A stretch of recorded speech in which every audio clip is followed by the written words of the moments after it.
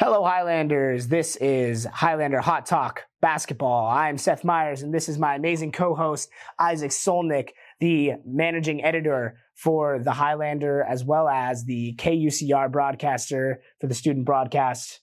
Isaac, what are we talking about today? Well, it's an honor being here with you, Seth, first and foremost. Really excited to be talking with you today. And we're going to be talking about men's basketball and their games against Cal State Bakersfield on this past Thursday and UCSD this past Saturday. They're 6-11 overall. They've got 1-4 in conference, and they're on a 5-game losing streak. But I don't think that record is indicative of how they played. I think it's been a lot of really, really close battles. Obviously, you see that one against UCSD in the last game. We're filming this on Wednesday, the 14th. So the last game was UCSD. That's a 3-point loss in the final seconds. You've got a lot of games like that where it's, just barely losing. That second one against North Dakota, I think it was. And those are just unfortunate breaks. Games are going to go your way. They're not going to go your way. Tyler Jones had 17 points in that game. And then your upcoming games, you've got Long Beach on the 15th, and then you've got Fullerton this Saturday. So those are going to be great games, Yeah, totally agree with you, Seth. I think, this past week, right, they had that loss to Bakersfield. They had the loss to UCSD. And they only lost those games by an aggregate score of, -4 points. So, like you said, the record 6-11, 1-5 in the Big West isn't really totally indicative of how they've played so far. I think one of the reasons that they've lost, some of these really close games is that, with the new coach, brand new team, they don't really have a go-to guy to really kind of get those last second, buckets down the stretch. Yeah. Obviously, last year, right, we had Barrington Hargis, right, and the ball was going to go to him every time in those final minutes. But right this year, it's kind of been a mix of Tyler Jones taking the last shot, Marquis Worthy Jr., and Andrew Henderson this year. And I think Coach Arginal is still kind of looking for the guy who's going to lead them down in those final minutes of close games. And I think part of this team is that it could be any guy. You saw Osiris Grady take the last shot. I don't hate that look. I think he got put in an unfortunate situation where there just wasn't enough time for a last shot. But he's got a pretty good shooting percentage. He's able to make those shots. You saw him make an acrobatic shot in early in the second half. It was a 3-point shot. He put it up with one hand or something. It was really nice. And I mean, when you've got a guy who can do that, I don't hate Osiris Grady taking that shot. Tyler Jones was popping off. Andrew Henderson had a really good game. He had 27. Marquis Worthy, he's always going to hit a few threes when you need him to. And I think that's just how the game is going to go.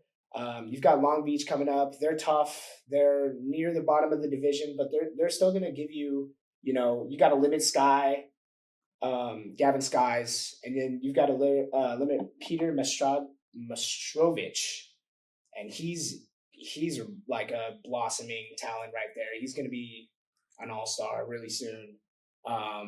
He's all up there in the leaderboard on the Big West standings. So is Gavin Skies. And then right after that, you got Fullerton on Saturday. They might be in contention for championship. We don't really know with the Big West right now just because of how competitive it is. I still think UCR has a shot. I think the only team that's really out of it right now would be Long Beach because they're so far towards the bottom. But I mean, it really could go either way right now. Fullerton's got Josh Ward, who runs a high-powered offense. They're scoring 86 points per game, the highest in the Big West. And then, you got to expose their defense. They have the highest points per game scored on them. And that's just something you got to expose. And the Highlanders have been struggling a little bit, I think, when they have to score. And I think that's something that you have to work on, but I think it's definitely going to be a great game. Yeah, like you said, Seth, the game against Long Beach Thursday and the game against Cal State Fullerton on Saturday is going to be really interesting matchups to really project the rest of this UCR Highlander season, especially that matchup against Fullerton, like you said, right? They're going to play at really high pace, really, really high pace. You're going to push the tempo. And it'll be interesting to see if Arsenal kind of wants to play into that kind of game, or if he kind of wants to slow it down, play some more kind of half court offense with guys like kind of Tyler Jones, kind of running plays, Henderson and Worthy Jr. kind of getting in on that too. Going back to kind of what you said about kind of like how it could be kind of anyone kind of taking the last shot, also kind of adds the unpredictability, right, to this Highlanders team, right? Anyone can kind of go off on any given night. So we'll see Thursday and we'll see Saturday. We'll have a better idea of what the Highlanders look like going into the rest of the season. Yeah, for sure. Let's go over that starting five. So right now you got Tyler Jones running the point, and he's in for the injured DeAndre Petit Jr., which is, I mean, that's a massive injury. Yeah, he was really running down the court. Like, he was pushing the ball. He had great IQ. He was a great defender. Great hustle too. Yeah, great hustle. He'd grab a few rebounds. You know, he had really high shooting percentage, highest on the team, I'm pretty sure. They said it on the broadcast against BYU, and it summed it up perfectly. He does not take a shot unless he knows it's going in. And that's something that you really value. He was the guy against North Dakota the second time they played him. He took that shot with like 30 seconds left and gave him a chance. He took a massive three, covered. And it was, I mean, beautiful shot, high arcing. He's got a really nice form. I think when he comes back in February, you're going to have Tyler Jones off the bench, who just got settled in, 17 points in the last game. He's going to come off the bench, and all of a sudden you've got a really high-powered offense right there. Right now, they just got to put the pieces together. I think it's hard with a lot of transfers. And so, you know, Tyler Jones, he's a knockdown shooter. He's getting settled in. He's got great perimeter D. He closes out like no other. I mean, he really hustles to the ball. He's going to grab you a few rebounds. He's a high motor. You know, he's going to run up and down that court. Someone that you definitely got to look out for. And, you know, he's going to take that deep three. No problem. He's young too. He's a redshirt freshman. So, I mean, that's what you're looking for as a building piece right now. Yeah, I like both those guys you mentioned, Seth, both Tyler Jones and Jay Petit. What I really like about both of them is those guys both play a lot bigger kind of than their size, right? They're usually the smallest guys on the court at any given moment, but they're physical, they're strong, they play really good defense, like you mentioned. Petit, you know, coming up from Westmont College last year hasn't been dazed by the big lights of Big West games. He's really showed up for this Highlanders team so far, and it's a really big bummer that, you know, he's not out there right now. But yeah, Tyler Jones, the redshirt freshman, has really stepped in to that starting point guard role. We saw it on Saturday, setting career high of 17 points. And yeah, not just the points, but also the defense and the playmaking. I really like what he showed, and he'll gain a lot of trust from Coach Argenal from that performance. Totally. And I mean, I think he is going to be a star next year. That's like I said, that's exactly what they want to build off of. A guy who can run the point, who's going to make a good pass, who sets up the play. Him and Petit are going to be, I mean, Petit and him are like perfect guard duo, right? Then you got Marquis Worthy Jr. running the two right now. What to say about him? I mean, he's 19th in points per game. He's got 13.5 points per game. Steals per game, he's 19th. He's got 1.2, and he's first in minutes per game. I mean, he's outstanding. He's playing every minute that he can, and he never looks tired.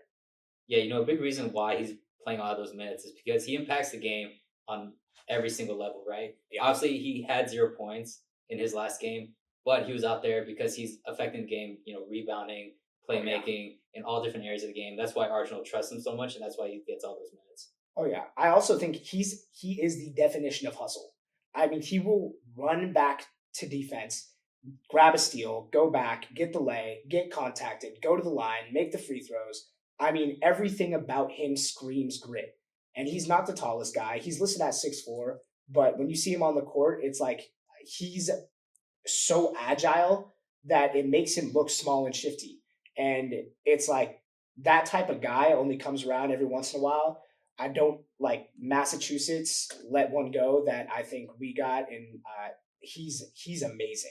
And he's a junior. We get another year of him. We could get 2 more years of him. And that's something that doesn't come around too often.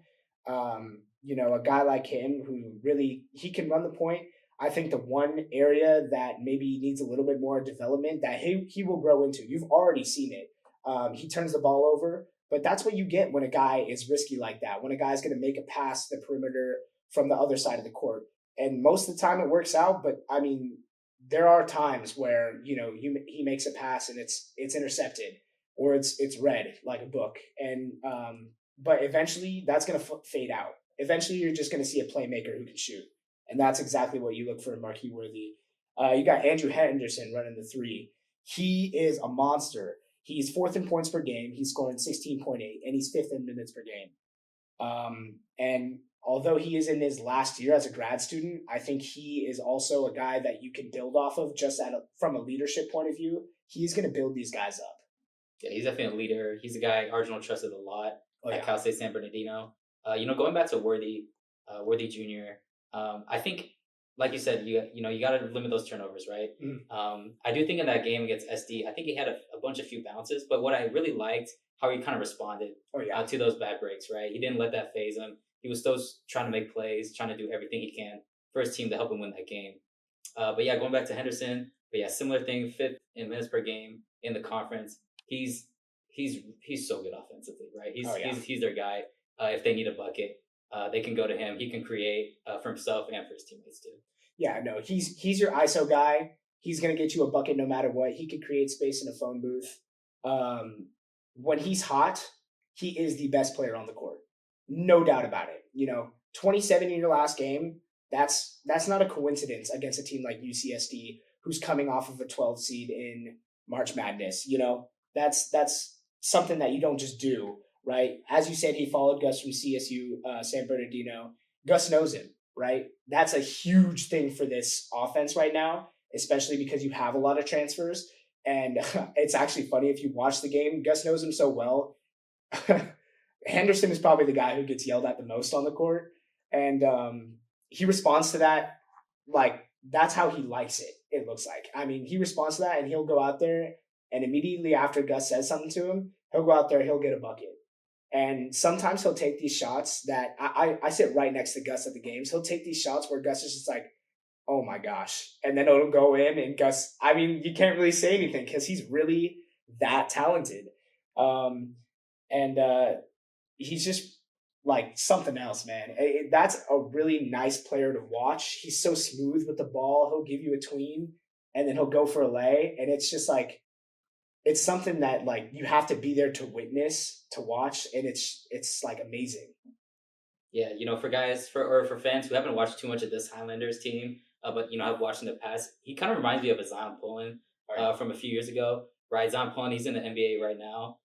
He transferred to Florida after his senior year at UCR, but what made him so good when he was at UCR was he was so efficient, right, with his movements, right? Yeah. It was nothing too extra. He would just do what he had to do to score a bucket, to get space. And Henderson reminds me a lot of how Pullman played. Yeah. Moving on from Henderson, we've got Osiris Grady running the 4. In rebounds per game, he's 10th. He's got 6.2 rebounds per game. In field goal percentage, he's 10th. He's got 4.88 field goal percentage. In blocks per game, he's 10th. He's got 0.8 blocks per game, and he's second in minutes per game. So we've got a lot of guys on this team who play as much as they possibly can. And OG is another one of those guys, never looks tired.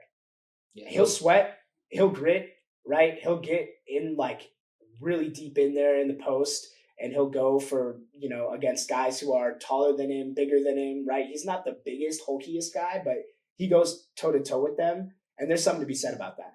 Yeah, OG coming over from Utah Valley University. Utah Valley, they've produced a lot of really good bigs in the last few years, so he was going against some really good guys in practice, and it really shows how much development that he had over there. Coming over, now he comes over to UCR, and he's, an impact player immediately. He does everything for the team. Easily. I think he's just a glue guy. He's really a glue guy. You see him out there on the court, he's having fun. He's talking to his guys. He's never not like, he's smiling the most on the court. And he's a junior, so you hopefully get an extra year out of him. And I have written down in my notes, he is an electric tide shifter. He's going to grab rebounds. He's going to get big blocks. He's going to get N1s, dunks, free throws, everything, right? I mean, you will see him on a breakaway, and he goes in and he slams it just to get the bench up. And that's something that you need in a player. You need one of those on every team, and he's our guy. Yeah, that adding to that, Seth, I also noticed his kind of friendship with Tyler Jones, right? Yeah. Really growing and growing. When Tyler Jones was hitting, huge shots against UCSD on Saturday, it was OG right there to celebrate with him. Yeah, that was right nice away. to see. So really like seeing that friendship growing, kind of similar to the Isaiah Moses, Caleb Smith kind of friendship we had last year. Yeah. I mean, and I have written down here, he's a real worker and he eats minutes like candy. And like I said, he's seemingly never off the court. I rarely watch a game and realize that he's off the court because as soon as I realize he's off the court, it's him standing right in front of me checking back in. And so I'm like, how did he even rest there? And the answer is he doesn't. He's right back on the court. As soon as he grabs some water, he's back on the court. And that's the type of offense that Gus runs, though. That's the type of game that Gus runs. And I mean, not only is he a huge offensive, like post type of guy, he'll get you a bucket, he'll get you a midi, right? He is in the paint on defense, blocking some of the biggest defenders that you will see on the court, right? And that'll lead us into BJ Colley. BJ Colley is a menace in the paint. He's a menace in the paint. He's going to get you a block per game. He's going to get you a whole bunch of rebounds. He's going to knock down some of the easy shots, the layups. He's got great post moves. That's something he's really developed over the past maybe 6 games since BYU. BYU, he kind of unlocked himself, right? He started hitting those shots. And I think to hit those shots against BYU gave him some confidence. Yeah, BJ Colley, like you said, total menace in the paint, right? In the start of the game against UCSD, you could tell the UCSD guards, they were kind of rattled to really kind of get inside, to really penetrate the paint. And, unfortunately for the Highlanders, Colley, he kind of got into a little bit of foul trouble early in that first half. And, Gus kind of had to take him out for a little bit. And you could tell, kind of the, like, for lack of better words, the aura, the kind of team loss with him being on the bench. But yeah, in those moments, like going back to kind of OG, like his versatility is so valuable to this team, right? Because he came in, he's listed as a 4, but he can play the 5, and he had to do that a lot against ST, and I thought he did a really good job in that game. Yeah, I think OG is definitely a guy who can stretch the court for you, especially when BJ's out. OG can play the 5. I really like BJ as a defensive rebounder. On the offensive rebounding side, I think he could do a little bit more there. But it's tough. The way that Gus runs that offense, as soon as they shoot, they're all back on defense because they need that, right? And that's what makes their defense so good, though. They're always ready for that. I think BJ is really, really good as a distributor right now. He's playing the game where he'll go out of the post and you'll see him on the 3-point line distributing, setting screens. They're running the pick and rolls and all that. That's really good to see from a guy who's so big and a guy who can move like that at he's 6'11". I mean, he moves. He gets back on defense fast, and he's a shot blocker. He's a shot creator, He will give guys the opportunity to make a shot. His off-ball movement is amazing. He's just that type of guy. And then he's got crazy minutes for how big he is. For a 6'11" guy to be able to stretch the court like that and stay on the game for more than half the game, that's really good for a guy his size. And also, unfortunately, he's a grad student, so it's probably the last year we'll see him. But I think, he's got bigger, better things to do in the coming years. Yeah, you explained it great, right? Colley, right? I think some people are quick to label him just kind of as like a shot blocker, kind of a rim protector, but I think that's really doing him a really big disservice, right? On the offensive end, he's not a guy who's just kind of going to just sit in the paint and kind of clog the paint for you, right? Like you mentioned, he's up top, kind of moving the ball, distributing the ball too. I think the next part of his game that really needs to develop is if he can, hit that 3-pointer, that open 3-pointer, that jump shot. If he can make, his defender respect that, that's going to open up so many different avenues for this UCR offense in the future. Yeah. Let's move into off the bench. We got JDD, Jalen Daniel Dalton. He's a really good finisher. He will play through the contact. He'll get you the N1. He'll go to the line, make his free throws, and he's a defensive threat. They put him in to defend and lock down the post when Colley goes out. His shot is long but pretty. Yeah. Right? He's got that arcing shot. He's a tall guy to be shooting as well as he does. He's got that. I mean, it's almost like bombs away. You know what I'm saying? But it looks really nice. His form is really good, and his shot arc's so high that he'll shoot against anybody. Yeah, JDD. another grad student, unfortunately, right? So probably the last year we see him with the program. But yeah, Yeah. he's super valuable to this team as a guy to come off the bench, right? Gus doesn't really go deep into his bench, right? We've seen him run like 7, 8 man rotations for a lot of these games, but JDD is always going to be one of those guys that's going to come in as a 6 man because he does everything defensively, offensively. And what I love about JDD is just his focus, how locked in he is to the game. Sure. I watch him play, and his mind is like there the whole time. His face is like, so locked in, and he's always making the right play, always making the smart play. And a lot of the younger players on this team can learn a lot from JDD. Yeah, no, he's definitely like a role model player, especially because he's about his business. The next guy, he's also about his business. All the guys off the bench they're really like that. Like they really focus in, lock in. Dylan Godfrey, he will come off the bench and score 9. Right, yeah. He's so consistent with that. He'll come off the bench and grab some threes, and then he'll defend for you, and he'll close out on the perimeter. And he's like 6'9", 6'10". He's at 6'8". 6'8". Yeah, he's a big guy. He's also going to get you in the post. He will block you in the post. He will steal, like, he's getting offensive rebounds, defensive rebounds, everything like that. He's a huge, like, contributor to that defense. So not only is he performing on offense, he's also getting you, amazing stats on defense if you look at the box. And he's going to get you some fadeaway middies. Like, in the past 3 games that I've watched, he checks in, he goes into the paint, and then because he's got that size, he just puts the ball up there and it arcs over everybody, and it's like splash. It's wet. Yeah, Godfrey, he's super valuable at Arsenal because when he comes in, he can give the team a much different look, right? He comes in as a kind of like an undersized 5, but what he gives up in size, he really makes up for in strength. He's a really big body, and he doesn't give up anything down low defensively. But yeah, like you said, he can really knock down that shot. You gotta respect that shot, right? And he can really space the floor on offense, and he can hit the open 3. But like you said, he can also work in the post, hit that fadeaway midi if you really need him to. Yeah, I think he's progressed as a player a lot too over the past few games. Like he checks in now, and he's like they respect him almost like a guard because of how well he shoots. Another guy who shoots really well, you got Ben Waller. He checks in. He's a shot maker. He's a defensive guy. He'll close out. Gus likes him because Gus will yell at him. Yeah. That's how you know he really likes a guy. But Ben, he's that like athletic to be able to do that. He's Australian. You can totally see it. Absolutely. You can totally see that. He's totally like Australian, and I love that. I love when a team has character like that. And he definitely has character. He comes in and he plays with that character. He plays with some swagger. And I like that from a freshman. Yeah, he's rocking the mullet, I think, in my opinion. For sure. But yeah, he's got that swagger, like you mentioned.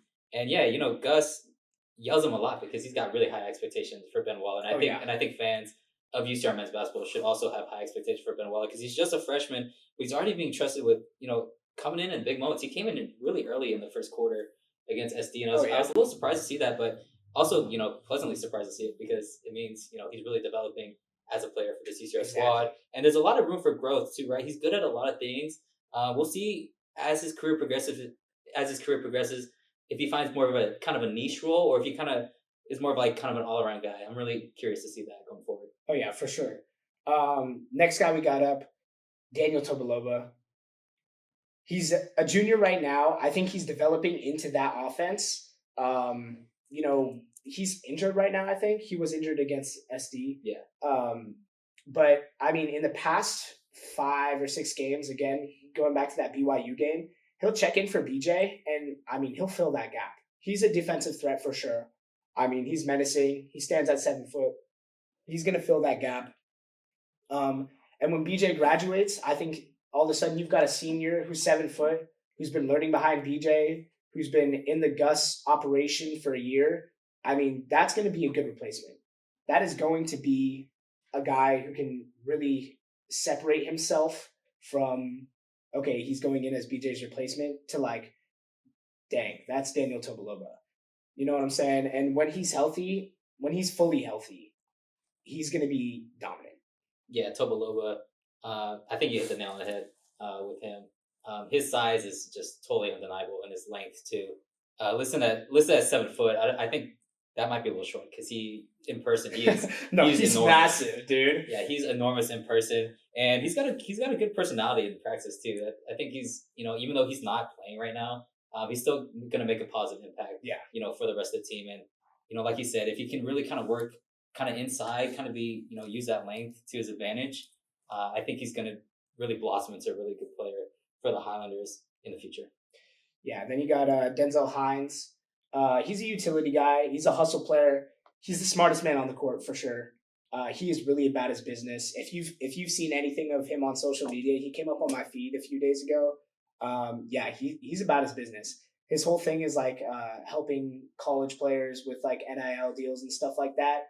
And I just think that's so cool. I overheard them talking about him, and they were talking about how he's always in a business call, always like doing homework and stuff like that. He's a really cool guy. Just like listening to what he has to say on his Instagram page, and he's a glue guy who comes off the bench, and he's gonna be a defensive threat. He's gonna be an offensive threat. He's there for mainly defense. He's a medicine guy. He rocks the stash for sure. That stash is legendary. Yeah, he's got a great mustache. Oh yeah, great for style. sure. But yeah, Hines, like you said, totally about his business. We haven't seen him too much so far this season. Kind of been in and out of the rotation. Yeah. But he played a lot of minutes at Coastal Carolina, and I think down the stretch when you have more injuries and you just kind of need guys to fill in from time to time, I think Hines is a perfect guy to come in and do a job. All right, then we got the offense. So offense, I think they're like very structured in their play. Almost every play is a call. It's like every possession they have a play call ready. Gus has a play call ready. I'm not gonna say what the play calls are just in case. I don't know who's watching this, but they definitely like there's a repeat of like they run it all the time. They run their plays almost every possession. Yeah, there's always a play call, right? It's whoever's handling the ball, Jones, Worthy, Henderson, right? They're always kind of motioning their guys. But I think the issue that comes in with that is, what's the plan B, right? Say the play doesn't, work, or, the other team's been watching film and they kind of know what's coming, right? There were times in the SD game, right? There were kind of lulls, during the game where they just couldn't get a play going, couldn't get an open shot, and there were really long possessions, right? They're shooting it, 2, 3, 4 seconds at the end of the shot clock. Yeah. And like we mentioned before, right, they don't really have a go-to guy to get a bucket to really bail them out of those situations, right? They had that last year with Hargreaves, the last 2 years with Hargreaves, right? When a play would break down, they would just give it to Barry. He'll make something happen. But there's the team's still looking for that guy. And I think it's good that they're running plays, right, to kind of develop the chemistry with all these kind of new players around. Yeah, they definitely settled into it last game. Like in that first half of the half, so the first quarter, they were definitely struggling to get the ball off. But then as the game progressed, that wasn't a thing anymore. They make a lot of perimeter shots to start off, right? And I think that's good because it opens up the inside. You see Henderson, Worthy, Jones, they take a lot of threes right off the bat. And then it opens it up for Colley, Grady, guys like that to drive in or make post moves. And then, you start making the lays only after you settle in a little bit while shooting. And then all of a sudden your mid-range and your floaters are now a factor. That's something that I've seen in a lot of the games. They won't go to that straight off the bat because that's just not the type of team they are. They got a lot of shooters. And then they sacrifice offensive rebounds to get back on defense. That's something I've noticed for sure. Yeah, definitely. Not a lot of second chance points from the Highlanders against SD. But what I do love is when, they do miss a shot, loose ball, guys on the floor. Right? I saw OG flying in there. I saw Worthy Jr. flying in there. Probably going to miss a couple guys. I think Waller flew in there. Jones too. Yeah, Jones is flying there, right? He's coming off injury, but doesn't matter. Body on the line for the team. They're going to fly in there for those rebounds all out. And right, it's not they're sacrificing offensive rebound for no purpose, right? It's like you mentioned, they're getting back on D and they're going to get the ball back that way rather than, getting an offensive rebound. And I think part of it is because they are a slightly smaller team, right? Yeah. They kind of like to switch everything. But, they sacrifice, that height with their kind of big bigs. But right, everything that Gus does has a purpose, and he's sacrificing a little offense for defense, but that's just the style of basketball he wants to play. Yeah, and they got to get over the turnovers. I think they have started to in the past few games. That BYU game was rough, but I think since then it's been kind of consistent. The Hawaii game was a little iffy, but since they've kind of settled in, that SD game, like, that was amazing to watch. If you're a fan and you've been watching the team, they looked really settled into that offense. And then the other thing is, guys need to get hot if they want to win. You saw Henderson get hot. You saw Tyler Jones get hot. You need another guy, right? The whole offense can't be two guys. You need a Grady to get hot. You need a Worthy to get hot. But that's just what it is. That's just how college basketball is. There's going to be a few guys who get hot every game, but I think they're really starting to play as a team right now, especially with so many grad students. And that's just the tough reality of having leaders like that, and then a lot of young guys.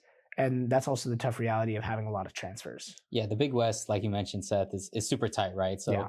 any team can be any team on any given night, right? So like you're going to need a Worthy Jr., a Henderson. You need those guys to get hot. But especially in that SD game, like you mentioned, I think the whole team felt comfortable because Tyler Jones felt comfortable, right? He really kind of blossomed into that role on Saturday. And I think, when Tyler Jones in a couple years, right, he makes like an all Big West team, right? Oh, yeah. I think people are going to come back and point to that game on Saturday against SD and be like, that was the moment where he blossomed into a star and he really felt comfortable in Gus's offense. Yeah.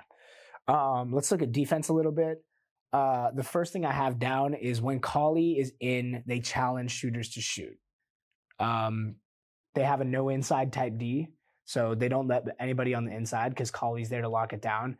But if a team does not have a shooter who can knock down any three open, they're going to struggle against this Highlanders defense. That's something we saw against UCSD.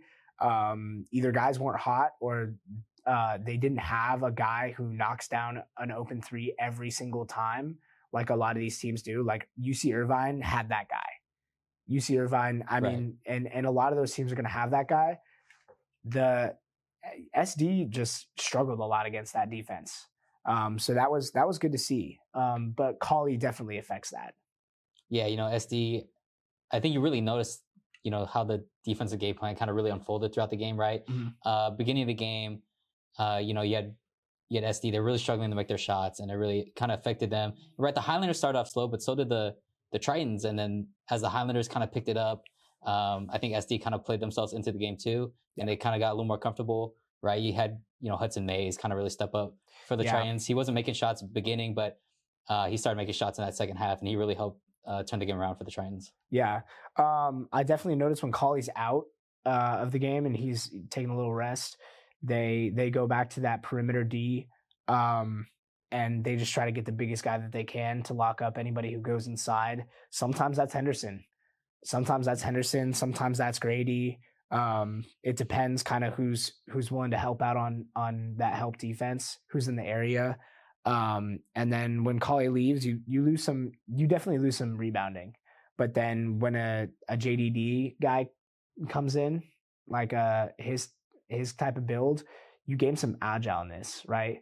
JDD is gonna stretch the court a little bit easier than Cauley just because he's a little bit smaller, but he's definitely that perimeter defensive threat just because he's so tall and he moves like that.